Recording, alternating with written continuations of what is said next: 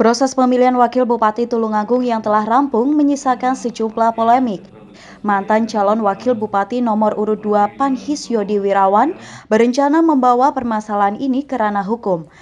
Cawagup yang diusung oleh Partai Nasdem ini menilai proses Pilwagub tidak sesuai dengan tata tertib yang telah disahkan. Sebelum proses pemilihan berlangsung, terdapat 5 partai yang melakukan deklarasi. Mereka memadatkan suara mereka ke Cawagup nomor urut 1 Gatot Sunuwibowo.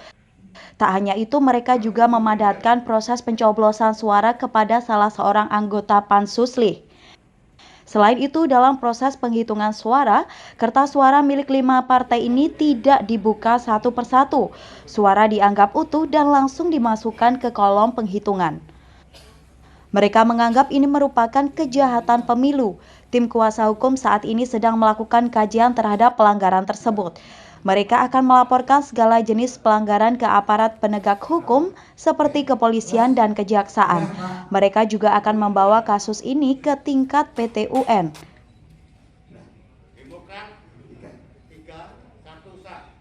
Ya Pak, bisa jelaskan Pak langkah konkretnya nanti ini akan membawa kasus ini kemana Pak? Kalau langkah konkret, negara kita sudah menjamin apabila terjadi tidak keadilan, upaya hukumnya sudah dibuka. Artinya kalau ada kejahatan dipidana bisa ke proses polisi atau kejaksaan. Nah, karena ini terkait dengan penyelenggara negara, adakah indikasi terkait gratifikasi atau penerimaan sesuatu yang sehingga mempengaruhi, bisa kita proses ke kejaksaan, bahkan ke KPK.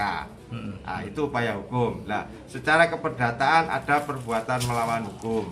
Kadang ada tafsir, wah ini wan prestasi karena tidak menjalankan kewajiban. Ini bukan hubungan kontrak, hukum kontrak. Tetapi di proses ini ada perilaku-perilaku oknum-oknum ini dalam satu kaitan tata aturan melakukan perbuatan melawan hukum.